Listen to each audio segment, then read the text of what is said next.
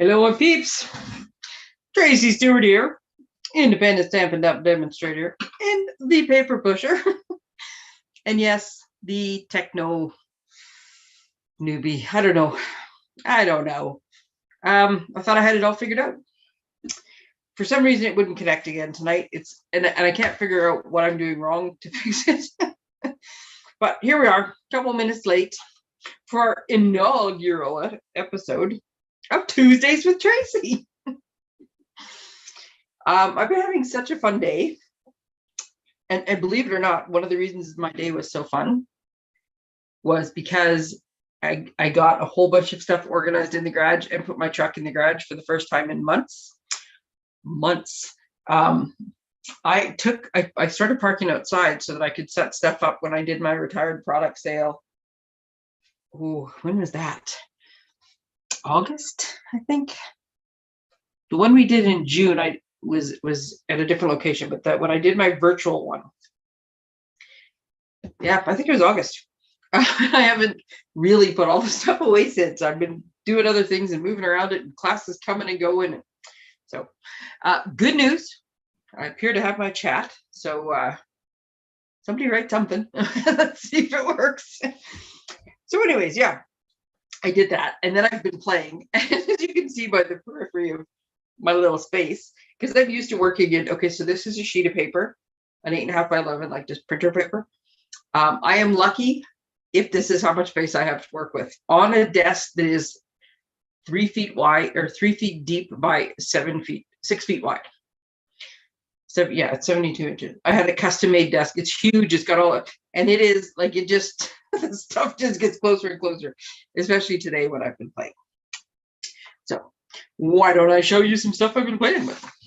All right, first couple little business things. You got to get the important business out of the way.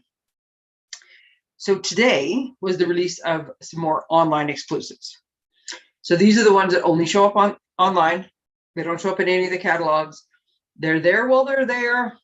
And if you go to look for them one day and you don't see their picture anymore, that means they're sold out and they're like permanently done. Sometimes they will sell out and they will be restocked, such as the brass dragonflies and birds, the little embellishments that I could have had handy, but don't actually know what I did with them right now. I was using them not that long ago. So they got to be somewhere in the debris. Anyways, yes, so they'll be back on the 27th. What has sold out? When we had the 5 different types of DSP that had come out not that long ago, beginning of September, I want to say, you'll notice that now you can only see 3 of them online. The other 2 have sold out, gone. So these ones will say currently unavailable, which is how you know they're restocking them. So I'm shocked that it's not sold out already, this DSP, because it is beautiful. And I can't show you the package because I left it in the other thing, but I will show you. It's all these beautiful 6x6 seed wreath pictures. And I was staring at it, getting ready to make my first card. And all I could think was, because this is how my brain works. I wonder if, oh, hello, Tamara. I found you too. Look, I got the chat going. Yeah, so sometimes I sit there and I stare at things, and my brain talks to me a lot. And my brain goes, ooh, I wonder. So you know how in, like, I don't know, junior high, you used to cut the pictures out of the magazine and you would make those cards that look 2 different ways? I tried it with this paper. Now, it doesn't work as effectively as like maybe a picture of some famous person like we used to do in junior high, but I love the way this card turned out. And this is one of the leftover strips that is flipped over because it's light enough on the back that I could stamp right on the back. There's the little swallows, and there's dragonflies on there too. But anyways, yeah, I did it. So if you look at it kind of more like this angle, you see a tree, and this angle you see a path, and this angle you see a tree. Anyways, I had a lot of fun with this. These are 1/2-inch strips. And yeah, I quite enjoyed making that. It turned out, like I said, it was one of those, I wonder. I have a lot of those moments. I might even show you some more later today. Oh, yes, I do. I for sure have at least one. Okay, so I've got another order, a group order, if you want to get in on it. Basically, as with group orders, if your order is $99 or more, then you don't really save anything by going on the group order. Your shipping and taxes, or your shipping cost is going to be the same no matter what. So you could order it and have it delivered straight to your house. If you would rather have it ordered here, for some reason you can't get it delivered to your house, whether you're keeping it a secret or, let's just say it's because it's a gift, or you just, stuff gets stolen off your porch or whatever, and you'd rather just do it here and have porch pick up, or pick it up from me, or I'll meet up with you somewhere along the way, then that's fine too. But yeah, anything less than $99, you can save a bit on shipping if you go in the group order. So anytime we can save shipping or tax, we will. So yeah, I've got another one of those going in tonight if there is enough demand. I put in a bunch of orders at midnight. I am glad I did, because these little beauties that I've been using today came back in stock, I believe yesterday morning. A few things came back in stock yesterday morning, and I ordered a bunch for customers who had been waiting for them at midnight. And then this morning when I got up and I checked, because I was curious to see if this paper had lasted, and the paper was still available, but these were already sold out again. Now it does say the restocking date says to be determined. So I think that either means they have another shipment coming, or they're trying to get another shipment coming. They haven't totally closed down that avenue. So anyways, let me know if you need help with any of this, finding it, figuring it out, whatever. We have only 2 more chances if you want to make Christmas cards with us before Christmas. You got lots of chances next year, but for this year, if you really want to get them done. So this is what we're doing this Thursday at Nervish in Morinville, where she's got all the yummy smoothies. Oops, I got my hand stuck in the box. There we go. And so yeah, we're making 3 cards. Basically, we're making this little red truck card because you can't get enough of this card. We got some trees. And either one of these cards, you could easily take the Christmas sentiment off and put on a thank you or a happy birthday, and it would still work. Even this one, I mean, I worked in forestry, right? It's not uncommon to have a tree in the back of your truck. But you can also just leave the tree out and just change them out too. But yeah, good Christmas cards. And then our third card is Santa, unless you would rather a more religious take on it, in which case you can use the angel. Unless you would rather a more Hanukkah take on it, in which you could use the menorah. And then I have this other little fun card just because. But these are basically the cards. So if you're making 3 cards, you're making one of this version, one of the trees, and that's very off center, and one of the truck. So I already have a few people coming. It's going to be exciting. This is our biggest group yet. So if you're available on Thursday night at 6 in Morinville. And then the next one is actually, I'm usually doing it on the second Thursday, but because the second Thursday is getting a little bit close to Christmas, for December, I'm doing it on the 7th, right after the dentist. So that should be fun. So yeah, let me know if you want to grab a chair for that one. My partner in crime and I, Tamara, are doing our January to April catalog launch. So I know it's Christmas, and I'm still loving the Christmas and making the Christmas and playing with the Christmas stuff. But at a certain point, I'm going to power out and I'm going to start looking forward to the January catalog. I'll be honest with you. You know what? I took that card out. Where did I put it? Oh, the cutest. We have some of the cutest stuff is coming out with the bees, and I don't know where I put them. Anyways, if you want to see all the stuff in the January catalog, you should come to our catalog launch. It is on the 6th of January. And by then you will really want, oh, I wonder if I wrote the wrong date on my newsletter. Nope, I think I wrote the right one. But then you will be done with the holidays. Be done with that much food and family and everything else. And you'll want to come and just have a change of pace and look at spring stuff. So you can come, we got a couple options. Best 2 are pay $15, register ahead of time.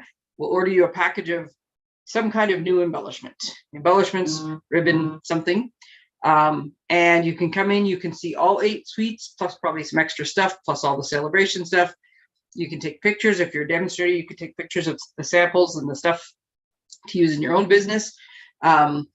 I know sometimes I want to see things before I buy it. I want to see, does that ribbon tie a nice bow? Is it flexible? How big is that? Is that really as cute as I think it's going to be?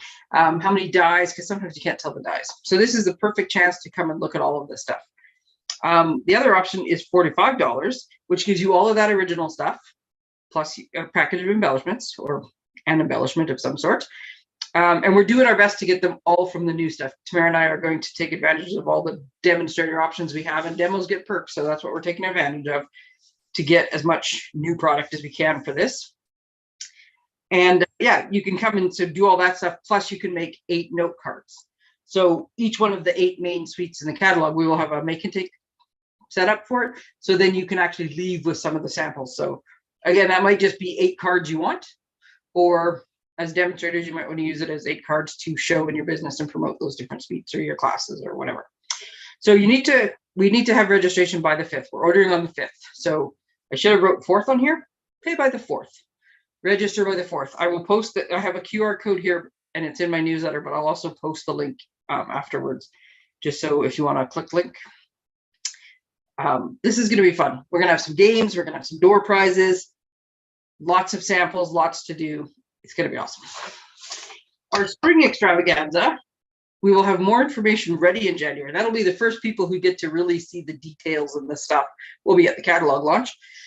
We've had to change the date, working around the new release schedule and other things that are going on in the spring, and the availability of the facility, which this facility is an awesome facility, but it's also it's a good price point, which means we can have more stuff for you guys for in your packages and door prizes and stuff. So trying to make all of that work. We're now going to do it on the 18th of May, and we're going to feature in colors, and it's going to be so much fun. I'm looking forward to, I love the in colors, and I've already started planning them out, and so looking forward to it. We don't know what the in colors are yet, but the in colors are always awesome. It's always exciting having the new colors and seeing how they match with things, and can't wait. So that's the next one. That's way down the road, but I want people to put these things in their calendars now, because I love it when you can come, and the farther out you plan, the better. My calendar has actually got dates. I sat down the other day and did it. Between Stampin' Up events, team events, TNT events that Tamara and I do, my monthly events, my the monthly Sunday Crafternoon plus the monthly midweek escape. I've got stuff planned all the way through to December of 2024, and it's amazing how full some weeks are already getting. So yeah, give you lots of notice so you can plan ahead. Now, let's play with fun stuff. I didn't finish all of what I wanted to show you today. Some of it we're going to finish as we go.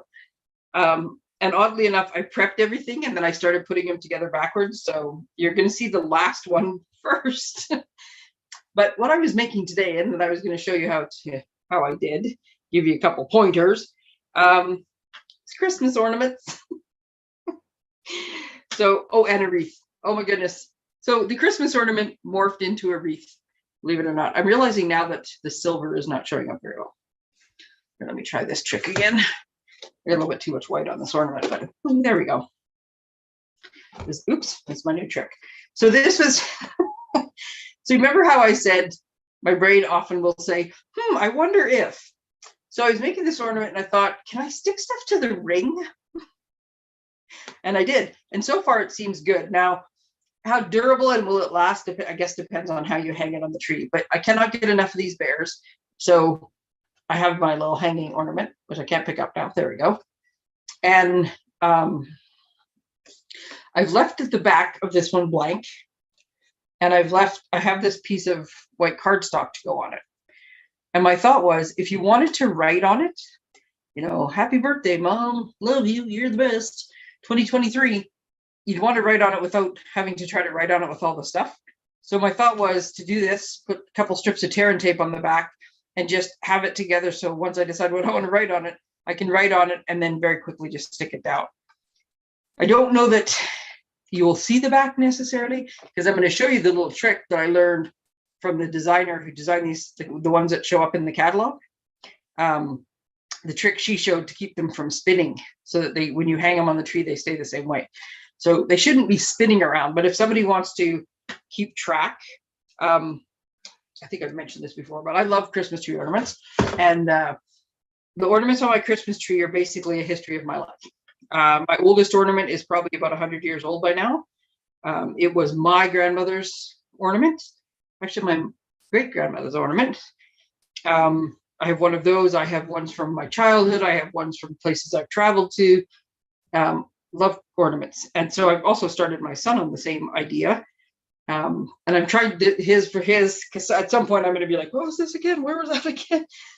So I was trying to keep track of who gave it and what year and stuff. So that's why I thought like sometimes it might be nice just to do that.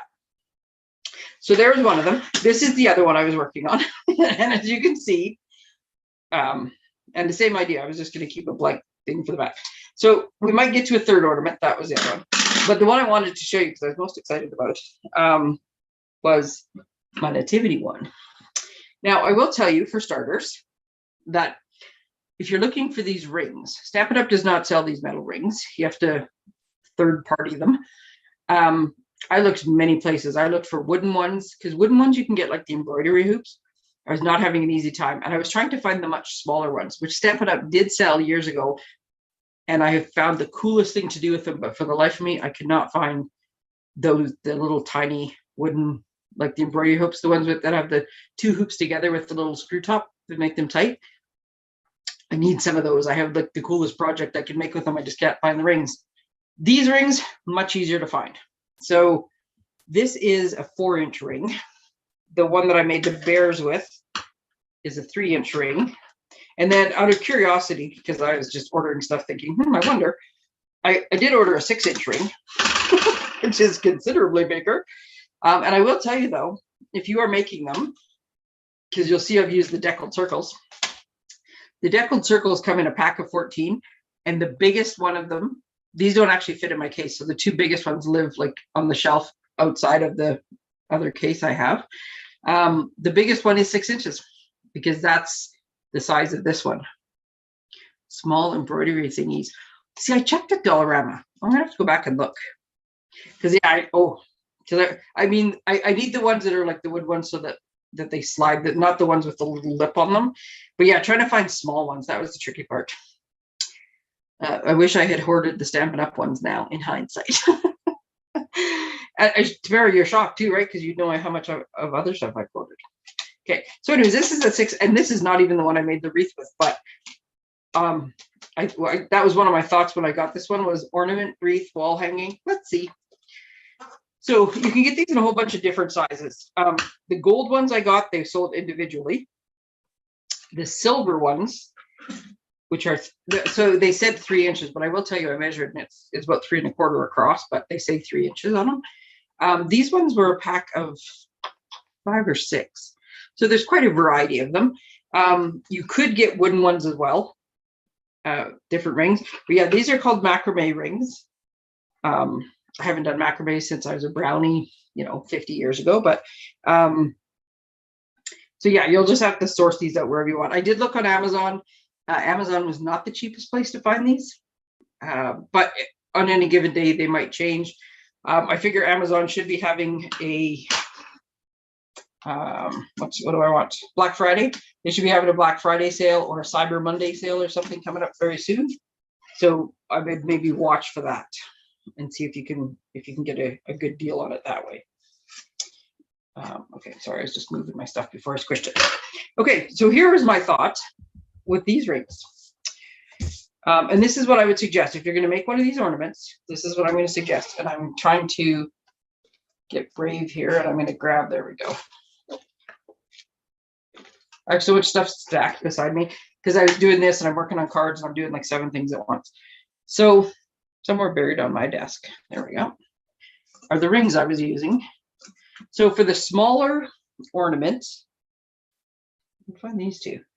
I used these two. So we're looking at 1, 2, 3, 4. So this is ring number, starting at the center and going out. This is ring number 5 and 6. And that is what I used for the 3-inch one. I used number 7 and 8 for the 4-inch one. Only right now in all the stuff on my desk, I can't see them. But yeah, so this is how I store my stuff, right? These are the deckled rectangles, deckled circles. This one just fits in my case, and the 2 biggest ones have to live on the shelf in a different case. Okay. So what you need to do is figure out what size circles, or if you have the other circle dies, stitch dies, depending on what size you're making. I'm realizing now that this is going to go much better. I gotta find somewhere to put that. I love navy. Navy is one of my favorite colors and one of my go-to colors. But when I do navy on my dark brown desk. You can't see it. Okay, so here's the thing. You want to make sure, I did look, so this size circle, I think it's this one, fits exactly, or fits past, I guess it's the other one, past the ring. So I think you could, if you didn't want to see the rings and you still wanted to make the ornaments, I think you could actually put these on the outside, right? I think that's an option. And if I had more time, maybe I would try that. For now, though, we're trying to go just inside. I think it's a personal choice how much inside you want. Like this one has, let's see, this one has 1/8 of an inch around it. So I'm making, the way I'm holding that, I'm making it bend and you can't see anything. So this one has like maybe 1/8 of an inch around it. If I wanted to go, pretend this is cardstock, and make it have a 1/4 inch all the way around it, then I just pick a different size circle.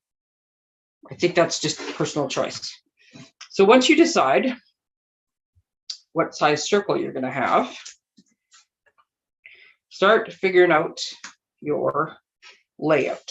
Before you start gluing stuff down, just to kind of make sure you got this going this way, does this need to be a specific orientation? Like, how's this going to go? This is non-directional paper. This is just stars in the sky, and the way they've designed it, it really doesn't matter which way the stars go. Let me just see if I can dig these out. I was playing with the stars earlier. So you see how this star has longer, like, top and bottom tails, and this one is more square. To me, this one goes in this direction until I show you my wreath, and then it'll be something else. But whereas this one doesn't matter which direction it goes. Well, the paper is more like this one, right? So it doesn't matter. Now, if I was using this paper, oops, go up a little bit. If I was using this paper in my wreath, I would want to make sure that when I was getting everything laid out, that I had this going the right direction, right? Because if I make my wreath, because I'm going to put the string on first, if I make my wreath and I go like this with my hanger, then the whole time this thing's going to be off kilter, and you'll tear your paper fixing it. So make sure you just kind of dry fit the whole thing so you know how it's going to lay out. And then on this one, I couldn't decide. I also did consider purposely, like, seeing, hey, can I make an ornament that spins so that I could decorate both sides in whichever one it went? But I haven't tried that yet, and I don't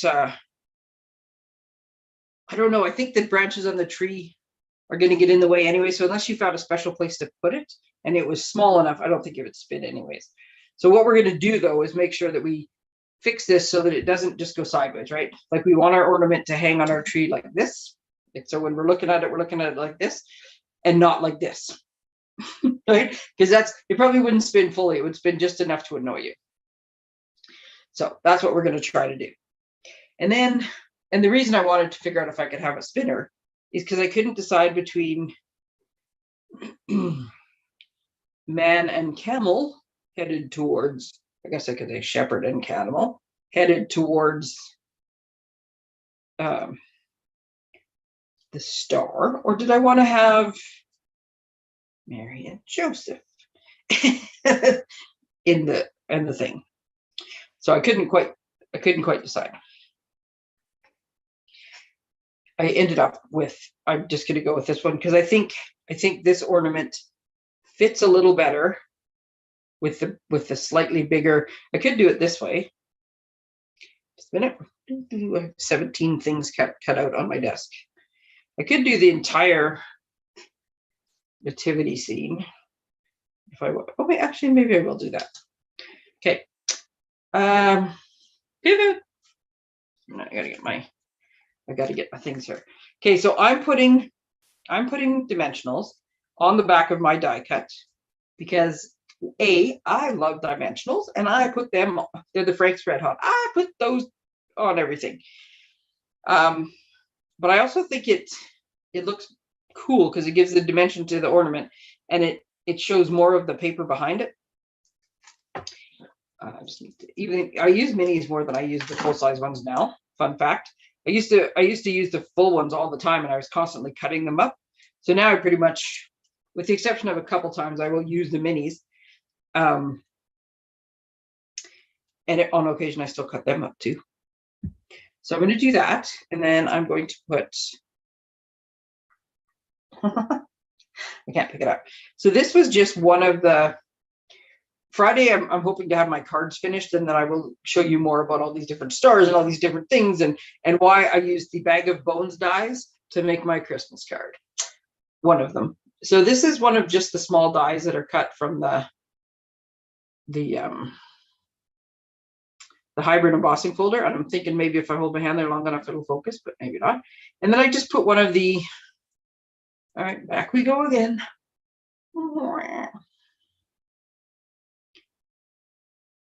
Seriously, I got to work on this whole focus issue. I wish it had manual focus, but it doesn't. Okay, well, take my word for it. It looks cool. I did that, and then I put one of the little trinkets in the middle. Now, because I don't want this thing twisting and turning, I am cutting yet another one of the small dies in half. Small dies, small dimensionals. And I'm splitting it and putting it, even if there's just a bit of space in it, I found that it is better than just sticking one in the middle.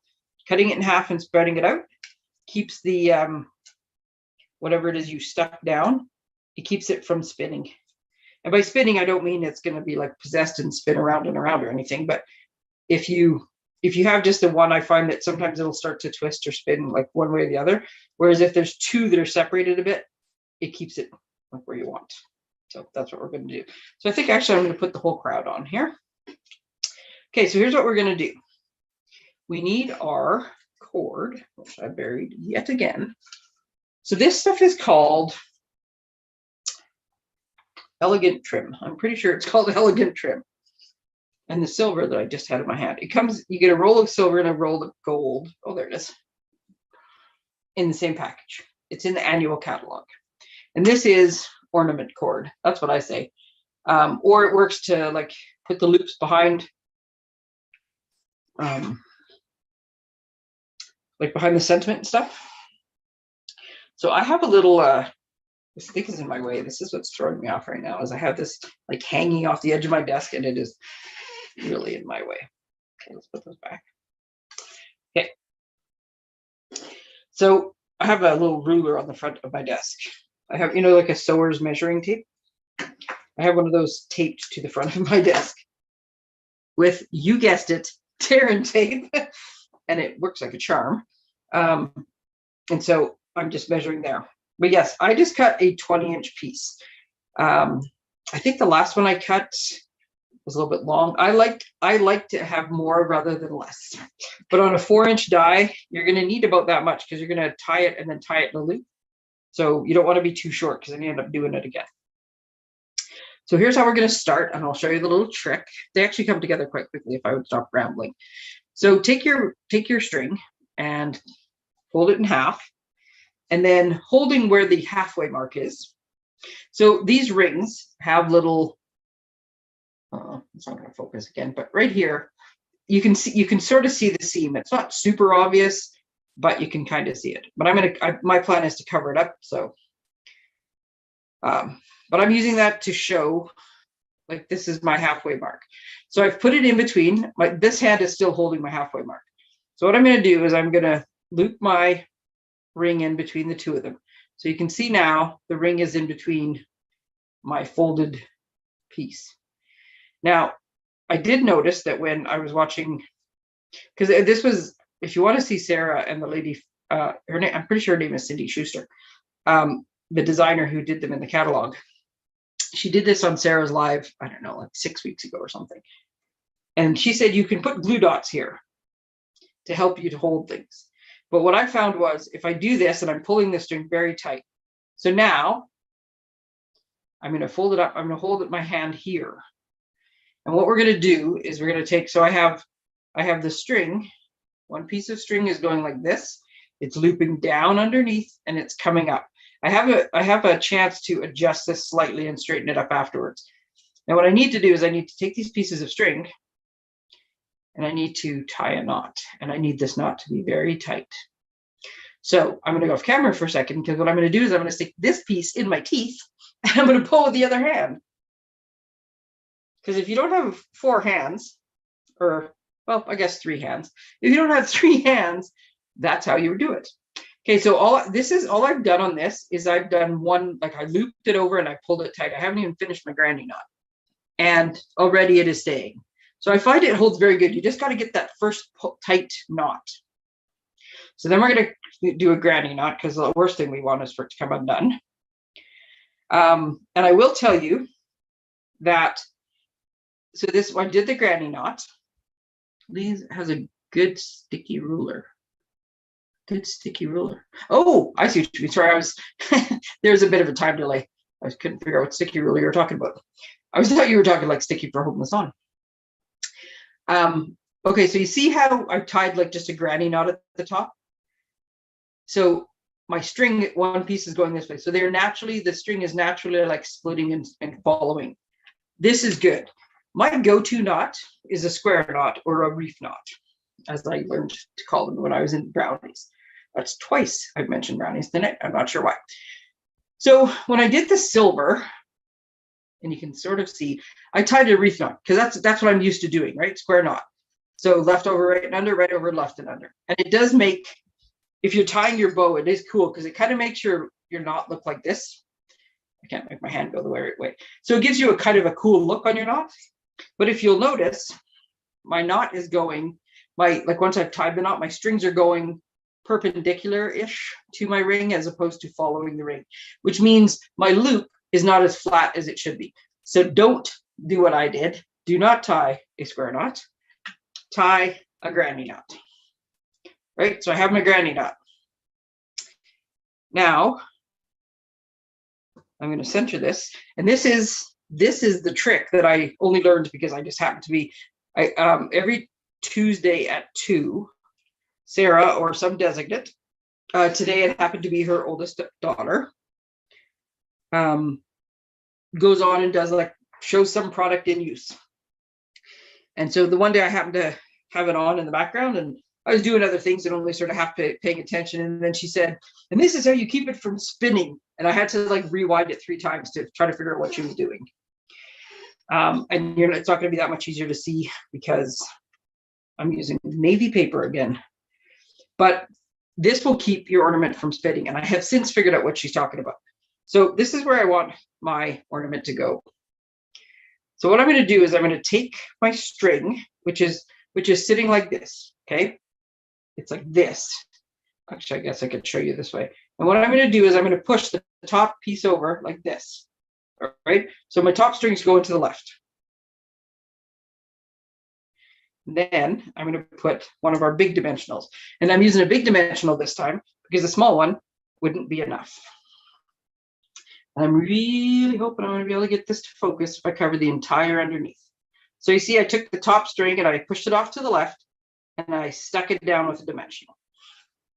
Now I'm going to go to the bottom and I'm going to take our top string and I'm going to push it down to the right. So I'm putting a bit of a twist. I'm crossing these strings over each other. And then I'm going to put it down with a dimensional. So this is what will keep it from twisting. And I have no idea why. I'm sure there's some reason behind it. Wait, so this one, the top string is pulled to the right and stuck down. And at the top, it's pulled to the left. So you have this little twist in the middle. Apparently, that is the whole secret. Now, because all of the weight of everything is hanging on that middle part, I'm putting one more in the middle just to hold it, to make sure this middle string is nice and secure. And then this is the time to fix. So in this case, I just kind of knock things all sideways. But if you need to do any adjusting to make sure that this is kind of square so your cardstock is centered in the middle, do that. And then I'm going to put my DSP on next. So I need to put a couple more dimensionals just to hold my DSP up so that, and you can put as many as you want. I probably could get away with 4, but I don't. I'm gonna put a fairly big thing across here, and I don't want any sagging. So I'm putting these down. think I need to speed up here. I can't show you my wreath. I was so stoked with how well my wreath turned. I was just excited. I can't make a whole wreath because it was not a quick process, but it was a fun process. Okay. So now we're going to very carefully, and again, make sure that if this is directional, because you got one shot at this, that you put it in the right the first time. And don't do what I just did and drop it before you're ready. And so you're just going to put this over, and I'm just looking to line up so I have my nice even border all around, and then find your little dimensionals, push it down. So there is the base of your ornament. And then for the top part here, you just want to tie it into a loop. I would rather have a longer loop and have something that I can wrap around a tree branch or whatever to make it work. Or if this happens to be the ornament that goes in the back because it's a little bit bigger, want it to be able to hang down a little bit so that you can kind of see it peeking out behind other ornaments. So you're just making a loop at the top. So now, there's my ornament. And my other one doesn't twist at all, and this one twists just a little bit, so I'm not quite sure what I did wrong there. I think it's because I got this thing's kind of cockeyed here, but I don't know. Okay, and then we're just going to put our little bits on. Now, I did think, and that you could get so carried away with this stuff. I did think it would be fun to make a shaker ornament. So instead of putting dimensionals between these two layers, you could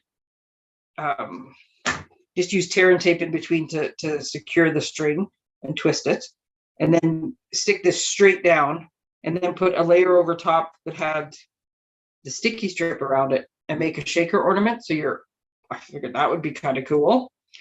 And time permitting, I will make one and show you. Not tonight, but before I switch to my January stuff. And then, yeah, like I said, you could get one. Don't put the little anti-spin technique to it. Yeah. See, birdie. And if you wanted to, I don't have a sentiment that will fit on here. Okay, this says is better, which is the middle part of something else. But if you wanted to, you could certainly put like a little sentiment or something on there. My plan was going to be to tie a piece of ribbon. And now I'm debating if I want to tie it on the top or the bottom. So I may or may not end up doing it. So speaking of things in pairs, this ribbon is on the online exclusive, and it also comes in a pair of silver and gold. And it's just this nice, fine little ribbon. I'm going to cut a chunk here. So my original thought was I was going to tie this around the top, and that's why it didn't really matter. It was going to help me cover up the seam and hide the knot a little bit. But I realize now if I do that, I'm going to cover up too much of my star.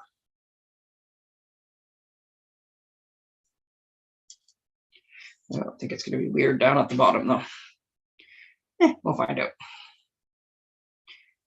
So this one, I'm just going around the wreath. I could go just a little bit below it, but if I didn't have an element that I wanted to see right there, I would actually tie it on the bottom part. But I don't want to block my star anymore that I already have to. So I am just going to. There we go. Tie this. Oh, that's okay. My bow's sticking pretty much straight out, so that'll be fine then. My bow wants to be at a jaunty angle. Okay.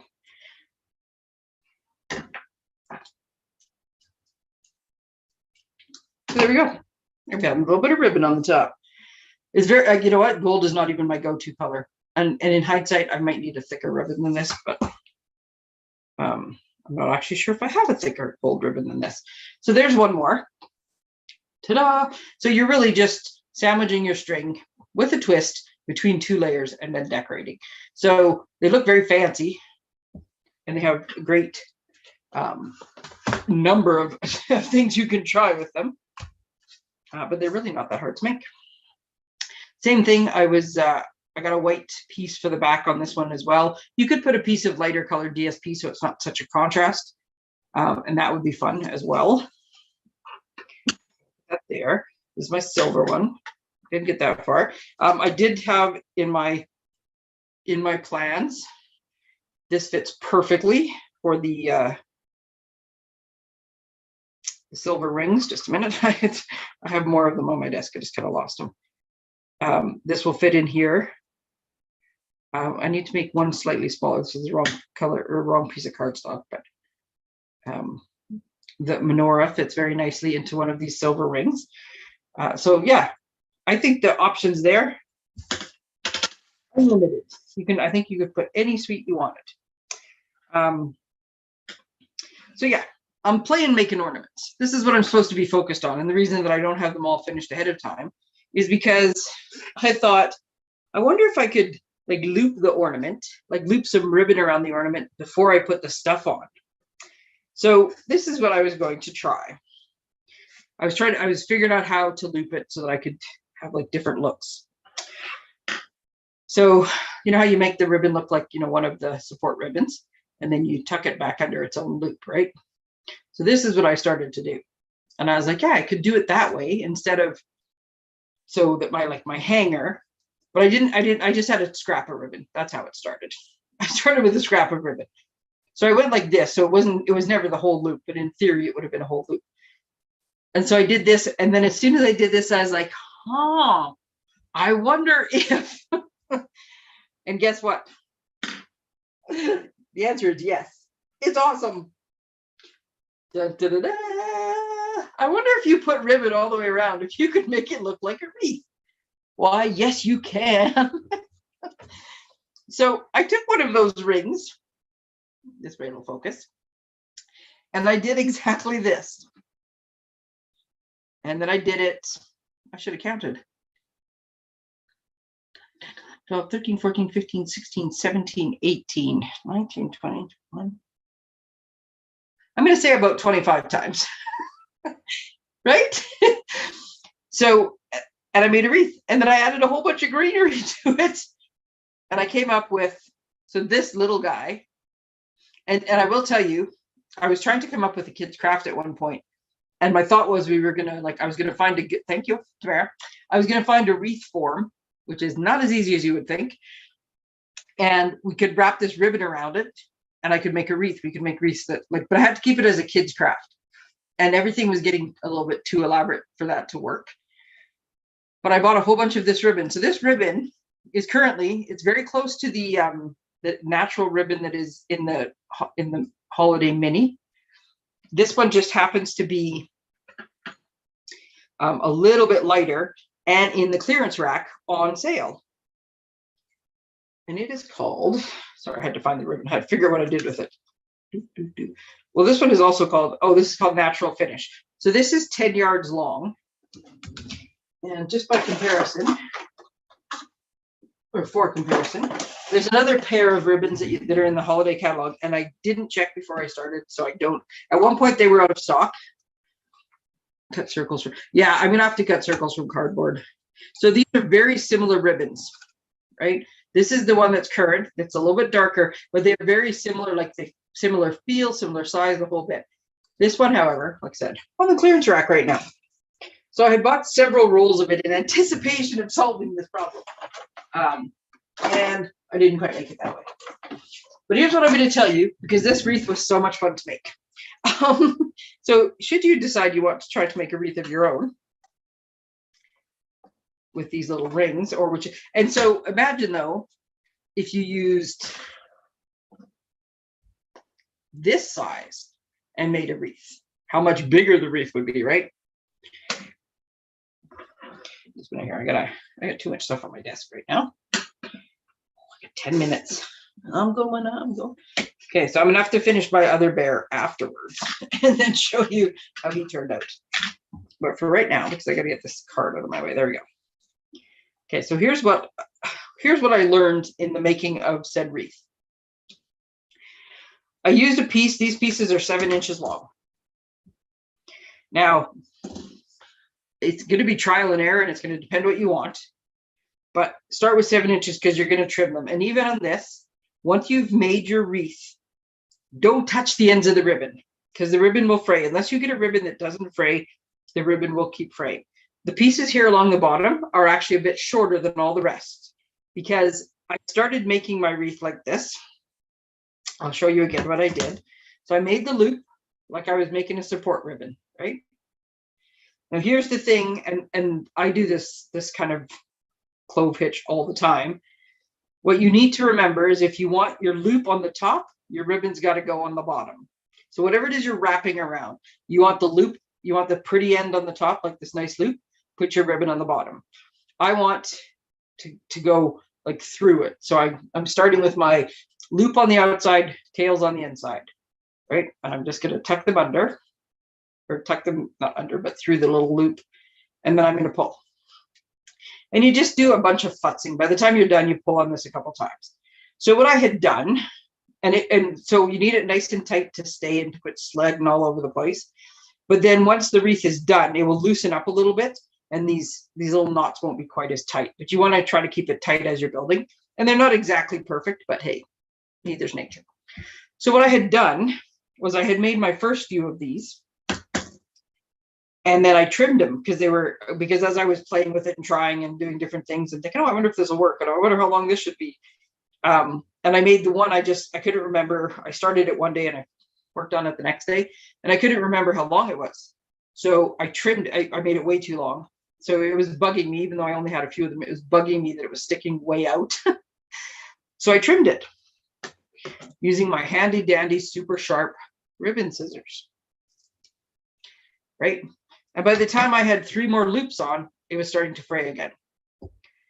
So wait until you're totally done to trim and do it. And then once you do it, just be careful of the ends. And that's it, it'll keep it from constantly fraying. But because I had trimmed like this much of it, then finished the whole rest of the wreath, I had to trim this one again, and it just got shorter. Now, as I'm putting these wreaths on, or these knots on, I mean, you'll notice that there's big gaps in my wreath. So that's good. That's how it's going to start, and not much you can do about it. But as you tie more of these on, like and looping through, just want to keep them tight. And we're not pulling on the ends. I'm pulling right by the knot, right? As you work your way around, once you get towards the end, you're going to squeeze these together, and you're going to add on as many as you can.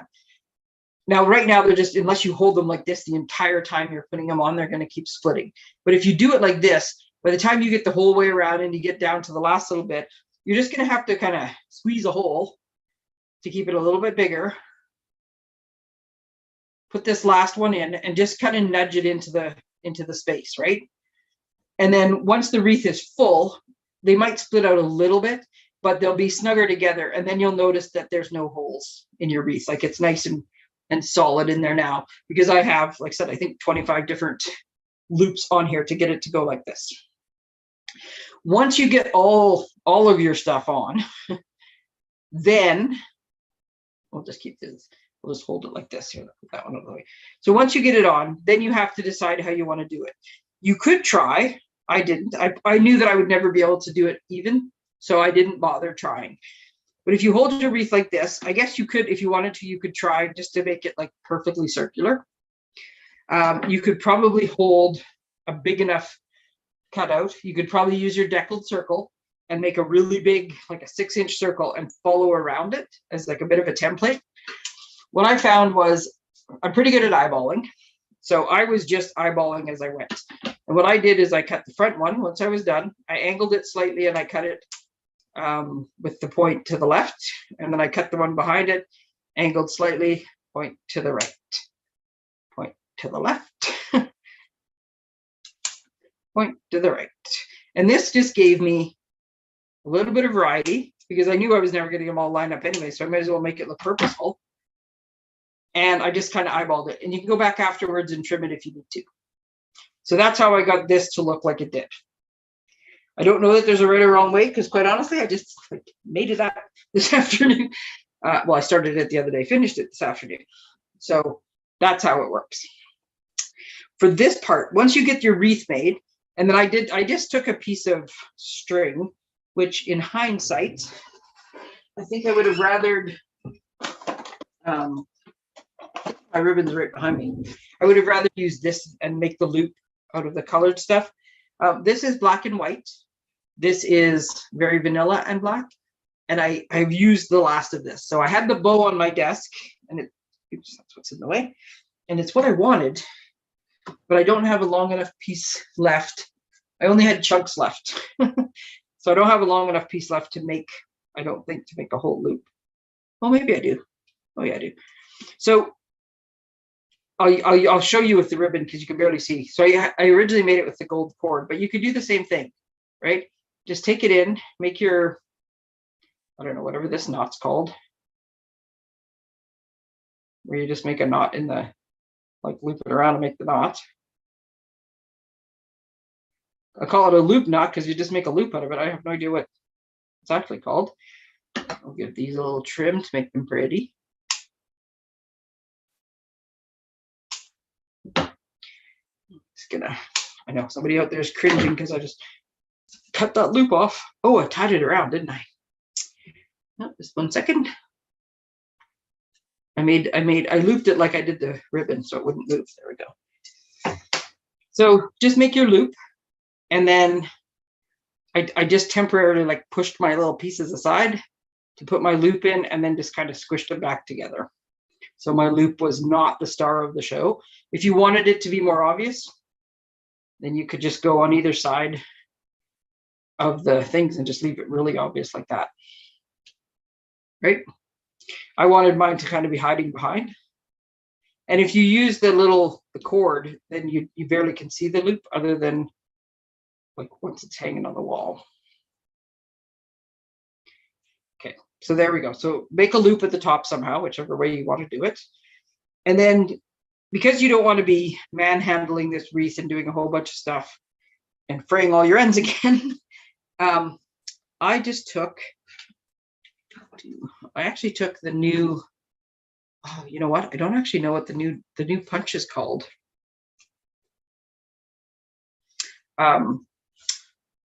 Extra points for anybody who can tell me. This punch, the new one that came with the hexagon. Yeah, I have no idea what this punch is called. Anyways, I punched out one of these pieces, and I moved my wreath out of the way.